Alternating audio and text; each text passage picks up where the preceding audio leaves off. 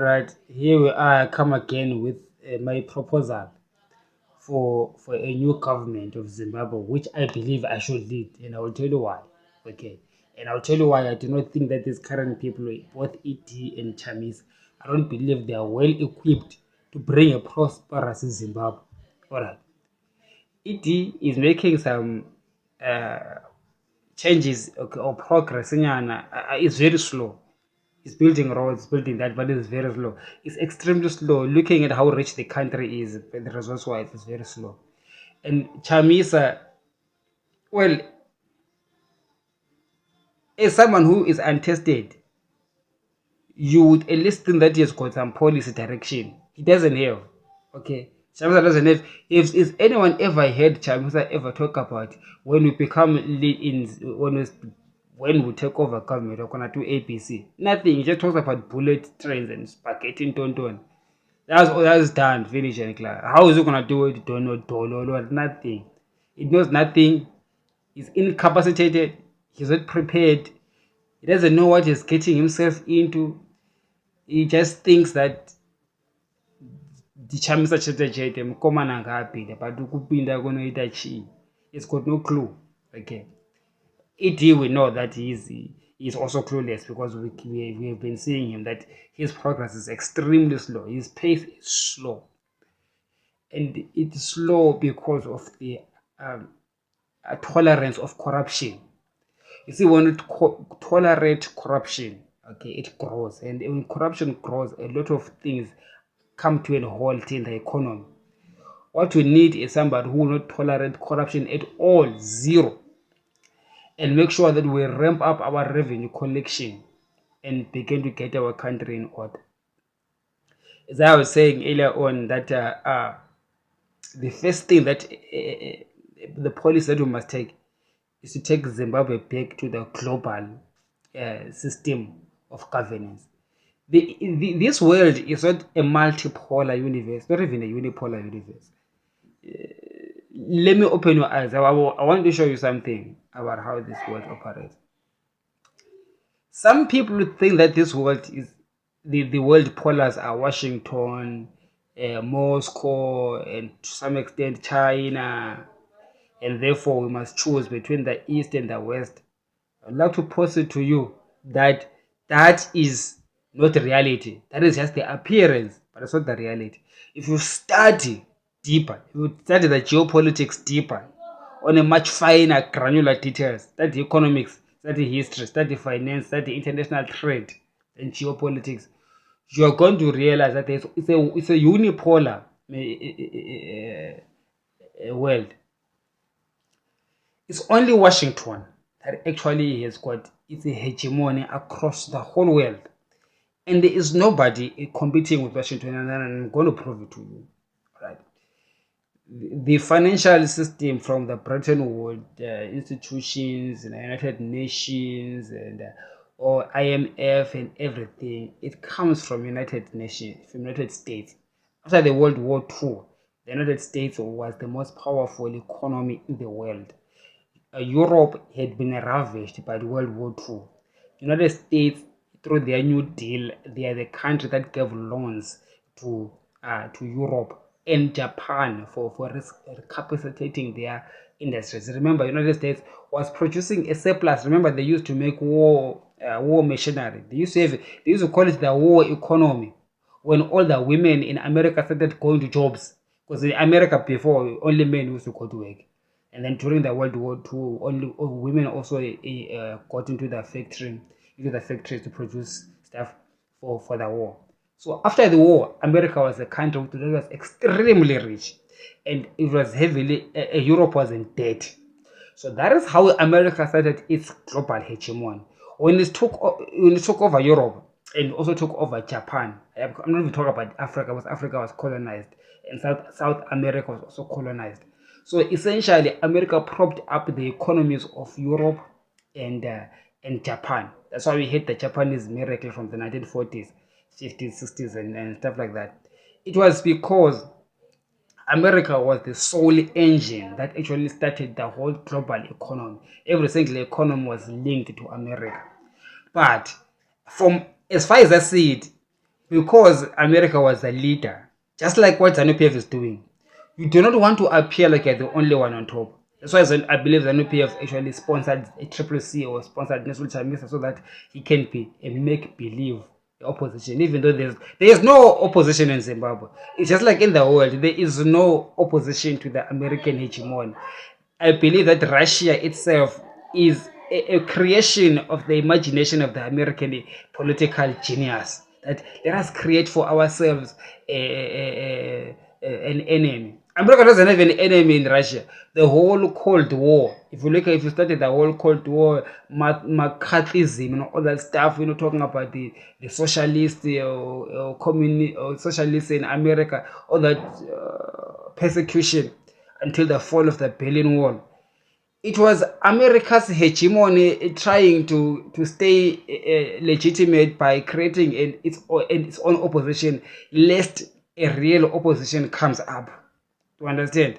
So Russia and its whole system of socialism was just created so that you would think that there's an opposition, but it's a watered down, weak opposition that will be allowed to have a military, but then will not be allowed to have sophisticated financial apparatus. Because if Russia really was a threat to USA, they should be having their own Bretton Woods institutions, their own version. They wouldn't call them Bretton Woods, obviously. Maybe they want to call them Moscow Institutes or whatever. They would have their own money transfer system. And I said they have their own elaborate financial system, but they don't have that. Russia only just has an army and oil and minerals in the ground. That's it, just like any other country. There's nothing special about Russia. So it is not a competition to USA. It's not. USA has got sophisticated financial systems that actually run the whole world. And if you're kicked out of the US system, which really runs the world, you are out in the cold. But come to think of it, Russia has always been in the American system, even through the Cold War. They have been in the American system, even though they will pretend that they are fighting. I mean, so China came up. Okay, before I talk about China, I want to talk about that. America allows countries to succeed or countries not to succeed depending on their relations they have with those countries. So if you look at Europe, they allowed Britain, Germany, and France to lead Europe. I mean, America handpicked the countries: Germany, France, and to some extent Britain, and to some extent the other smaller ones. The rest of the European countries are poor. Even the former Soviet bloc, or even those that are not former Soviet bloc, are still poor. Okay, the majority by and large, because America chose who must lead Europe. They chose Germany and France, and for some reason, I don't know why they didn't choose Britain. I suspect that America always had a fear of Britain. I believe that, as far as I'm seeing, this is my analysis. It's not any historian's analysis. I'm studying history and studying the behaviors of these superpowers and coming up with my own conclusion. I believe that after the Second World War, America was afraid of Britain more than anybody else. They were afraid that Britain could be their rival superpower. Hence, when they went into Europe, they propped up Germany and France. Okay, avoiding Britain. But Britain, it did well, but it's not a superpower anymore. Not like it's not number 1 or number 2. It's somewhere there, number 4 or 5. So they were able to suppress Britain and prop up Germany, who had lost. Because remember, Germany had lost the World War II. There was no reason why would you sponsor Germany when Germany is lost. You would think that maybe France and Britain were going to be upper first. No, so because America really was in its intention, its secret intention was to crush Britain. So it succeeded in doing so by propping up Germany, and therefore then they created their own foe, which is Russia. Okay, through their what I call a fake Cold War, which is not really a war, but it's something that is just created out of the brain of their imagination. Just like Americans create things out of thin air, they create money out of thin air, fiat currency, they create wars out of thin air. The Cold War. China came about in 1970, the 1970s, and China now really becomes a real threat to the hegemony of USA. But China is still not so well developed because they don't have their own SWIFT system. They are trying now with BRICS, trying to come up with something like that, but China is still very much behind when it comes to become a global leader. So, but it is actually attempting to challenge USA, but it's still very far. Don't worry about the size of the economy. It means nothing, the size of the economy. It's because they've got more people. They've got more people in China than in USA. GDP per capita of USA is much larger than the one in China. But for what it matters, USA is still the only superpower in the world. The only, must I say it again, the only superpower. The only system of finance that works is the one that is supported by the center, which is USA. So any country that tries to leave the Washington side and goes to Russian side, you're just lying yourself. You're fools. They're just lost, because Moscow itself and China, they all operate under the American system. Okay, you cannot say we are anti-American, so we are pro-Russian. But Russia is existing through American banking system, American financial system, American military system, American everything is American system. So it is stupid for us Zimbabweans to say we're going to have a look east policy. So that's my argument against this so-called look east policy of Robert Mugabe. It is foolishness, actually, essentially. It's foolishness, because we cannot look to the people that are looking at Washington and say, no, to hell with Britain, to hell with Washington. I want to look at China, but China is looking at Washington. To understand? So for me, it's a no-brainer. We must go back to the to Washington, to go back to that circle of Washington. Understand? So you discover that, and the propaganda that's there out there is that well, if you made relations with USA, you are giving the country back to the white people. But if I have relations with China, I will give the country to the Chinese. It doesn't make sense. There's no country that is successful that doesn't have a good relations with the United States. So it is important for us as Zimbabwe to go back to the global system that works. It's only one. Okay, it's not a bipolar world. It's a unipolar world. You need to understand that. You see, as if you're going to be a mature politician and analyst, you need to get to a point where you're able to deduct that. You're not going to be told. See, most of these things that I'm saying, I'm not told by anybody. It's deductive reasoning after actually analyzing and through perennial period studying. You get to see yourself. Well, this is the real. That's not real. So you see that is the argument behind going back to Washington. For Zimbabwe to be rebuilt, we need to go back to Washington. And I will tell you a reason why Washington also needs Zimbabwe.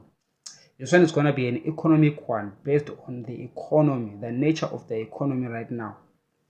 You see, America and Europe, they are facing a crisis at the moment. It's a crisis of hyperinflation. No, not hyper, of high inflation rates. Okay, and it's mainly caused by their quantitative easing, which is printing money. They have printed 3 times the money supply in the past 3 years. Okay, just before COVID and after COVID. And they thought that the inflation is going to be transitory, because they thought that maybe COVID and supply chain imbalances caused some inflation. Also the Russian-Ukraine war, they thought that maybe after the war and after the COVID era, then inflation rates will come down. But then it turned out that it's not that case. The inflation is not transitory. It is here to stay. And it is here to stay mainly because they printed money 3 times the money that was previously. The global money supply was increased times 3, meaning that if they increase the money supply, the globe did not increase productivity. So 3 times the amount of money chasing the same amount of productivity means that prices must go up 3 times. So you see, now we're still going to have this inflation as a problem for many years to come, because productivity did not increase. And also the COVID actually caused productivity to come down. Even though now COVID is almost finished in other places, we are going back to normal levels. We're still going to have these persistent high levels of inflation. You see, it's in Europe, it's devastating the whole of Europe. In the UK, Liz Truss made a blunder there. She ended up resigning on because of this inflation thing. There's a protest in France, in Italy, in Spain, Portugal, Germany is crying. Everybody is crying of high inflation. Even Japan had a deflationary spiral for a long time, but even now they're now beginning to experience some inflation. And talk about Africa, there's a lot of inflation as well. So the inflation is something that's going to be a problem, and I'm going to show you how this inflation is going to work out for countries like Zimbabwe, and how Zimbabwe must position itself to profit from it or to take advantage of it. Now listen very well, follow me very well. So now, as a result of the inflation, the Federal Reserve in the United States has decided to increase interest rates very quickly. They are rapidly increasing interest rates 75 basis points per meeting, because their inflation rate in the USA, I think, is around 8 to 9%. Now, because of that, it means that the interest that a person who's holding a US dollar will get in US treasury bonds is much higher than anywhere else in the world. So a lot of people are buying US dollars with whatever money that they have. They are buying US dollars and taking those US dollars and buying treasury bonds in the United States. Hence the strength of the US dollar that has been happening in the past 6 months. Now, this very strong, extremely strong US dollar has got a problem with the rest of the world. What's the problem? As the US dollar becomes stronger and stronger, it means other countries, when other people want to buy foreign goods, because the US dollar is now stronger, the US dollar becomes more expensive, meaning that even the goods to buy outside Zimbabwe, South Africa, and other countries, they become expensive. So imports become expensive, which means that it becomes inflationary to the whole world. So in that way, the United States, by raising interest rates, it is also transferring inflation to the rest of the world. So now the inflation is all over the world. Everybody now is going through inflation. So what's going to happen next? Because the interest rates are being risen in America. To know why they raise interest rates. Because when central banks print money, you get this excess money in the society. It's chasing a certain amount of goods. So if there's become more money and the goods doesn't change, the value of that good is increased, because the competition for the goods is increased because of the excess money supply.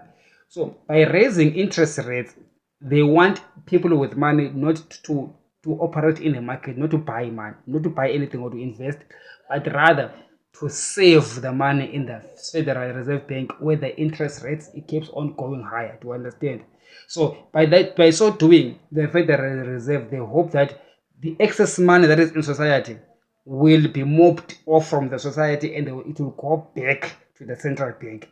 So now the effect is that if there is less money in the society and the productivity is still the same, the prices of goods will come down, because now there is less pressure on competition for the price for the goods, to understand. So if one good is $1 each and there's 10 goods, right?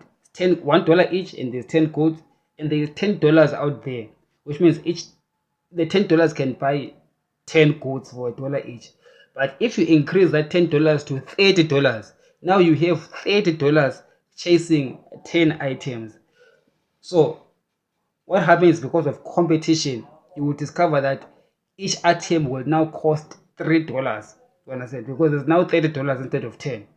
Now, when the Federal Reserve increase interest rates, in effect, they're saying the people that have got the extra $20, instead of trying to compete for that good, they would rather bring the $20 to the Reserve Bank and get a higher interest, leaving only $10 in the market, so that the prices can go down. That's a simple example. I hope you get the picture. What it means when the Federal Reserve increases interest rates is to take the money out of the society, so that the prices can go down. That's one way of doing it. The other way of doing it is actually to increase productivity. So if there is $30 wanting to buy 10 goods, if you produce 20 more goods, if you make 30 goods vis-a-vis $30, things will still be $1. You understand? So So increasing productivity is one of the things that it can be done, and that is where it takes me to the Zimbabwe issue. How does Zimbabwe get in that thing? Not just Zimbabwe, but the rest of the poor world or the third world or emerging markets.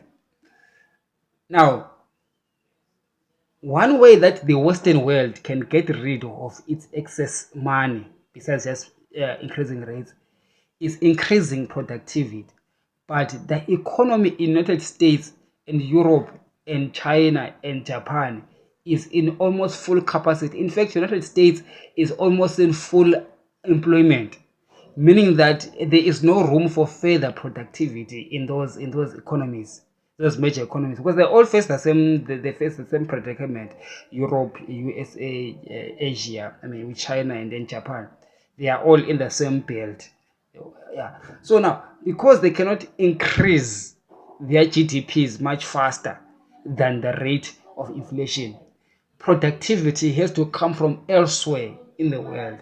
For example, in Africa or South America, these places, they are extremely underdeveloped.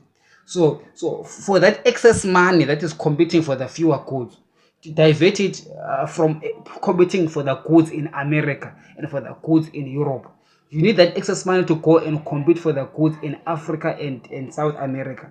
But here's the problem now.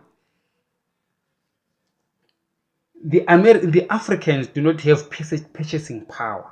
Okay, so now how it has been done is the same way it was done after the World War II. After the World War II, America was a surplus nation, but Europe did not have purchasing power after the war. It was broke. So what did America do? America borrowed money to the Europe so that Europe can buy American goods. Do you understand? So now it's the same thing that America needs to do, and I believe they're going to be forced to do it anyway, because there's excess liquidity in the United States, and they've got no capacity to increase productivity. And the only way that you can increase GDP and productivity is in Africa and in South America, where you need to build roads, infrastructure, rebuild factories, build a whole economy in Africa, and also for the sake of USA to diversify from China, because they've got a lot. They have made China the global warehouse. So now for USA, will need to look for other places where global capital could find. Global capital is looking for another warehouse instead of China. They need to diversify. Africa and South America could actually be a good substitute for Chinese factories.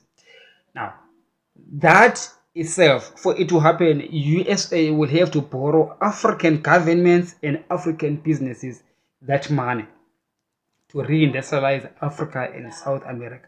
It will cost a lot of money. So now it's going to be helpful to them because they've got too much money in America that is causing inflation, and in Europe. So in order to mop it off, you need to bring all these billions into Africa and South America and develop the place. So now you will see that as you are developing Africa, you are now on a global scale, on a global macroeconomic scale, on a global macro now. You begin to achieve productivity. So that's, as I told you, one way of fighting inflation is to increase productivity. So when we start building roads, hospitals, infrastructure in Africa, across Asia, using this excess capacity, excess funds in USA, you will actually make sure you see that productivity will increase, and the money supply will decrease, and therefore defeating this global inflationary stage. But the problem there is that it's a political one and a racial one. It might be because you see, as I told you, that after the Second World War, America actually chose who must be rich. I believe they chose the Germans because they were fighting the English, and they chose also the French, but they didn't choose the rest of Europe because maybe they're gypsies or whatever. After later on, they chose the Japanese and the Chinese. At least they're a little a bit white, but they never chose the South Americans. They never chose the Africans because they are black. You understand? So it's got an element of racism. Remember, also in those days, America was still a racist country. Even in America, people didn't have much rights. So they were not really keen on, those governments were not keen on developing black people. So it depends. Now I do not know their psyche. They still think how they view Africa. Do they view us as monkeys or not worthy to be also developed, whatever? But right now I do believe America is going to be forced, whether they like it or not. If America does not bring its money to Africa in South America, they will bake high inflation for a long time, no matter what the Federal Reserve does. Because if the Federal Reserve still increases interest rates, what is gonna happen is gonna cause a recession next year, and the recession is a given thing because high interest rates. By the way, another thing I didn't tell you is that high interest rates causes business not to invest within the local economy. So because in the United States they're having high interest rates, there will be no investment in business, leading to a recession in USA. If recession leads to job losses, leads to less money, and the system crashes. And USA is a very indebted nation, both public debt and private debt, and that's gonna just be catastrophic, all because they are stubborn in actually doing this thing of bringing that US dollar to African countries and South American countries. So I do believe that at the end of the day, they will have to choose whether they have to save their economies. To save their economies, they have to bring the money to the blacks. Understand? So it's what China is doing. If any economy has got an excess capacity or it's overproducing, it has to sell its produce to other countries. That's what China is doing when it's borrowing money to Africa and other around the world. It's not like China is very benevolent. No. Their Belt and Road Initiative is actually is based on the fact that they have got excess capacity in China, and therefore they need to export it to other countries. If other countries are not buying it, they need to borrow you money so that we can actually use their goods. So is this a hegemony, this Chinese hegemony? It's a natural stage of development of any economy. Okay, so for any economy to grow, just like America, you first start by increasing your exports, right? You get more exports than imports, all right? So you got a trade surplus. So over time, you will discover that your industry, your local industry is in full capacity, but you've got extra capacity. So you will need, in order for the economy to keep going, you need to find new customers. That's a trap of rich countries. They need to find new customers. So if the customers, they don't have money, you need to borrow their money. That's what China does. It borrows countries' money. Some people say it's a debt trap. Also, China itself is trapped in that system. So USA is gonna find itself again trapped in that situation again. Because what it did after the World War II, the USA, it sponsored Japan and Asia. I mean, and Europe. Afterwards, it sponsored China. So because this money is still excess, it needs to go somewhere else. Otherwise, it will be inflationary in their own countries.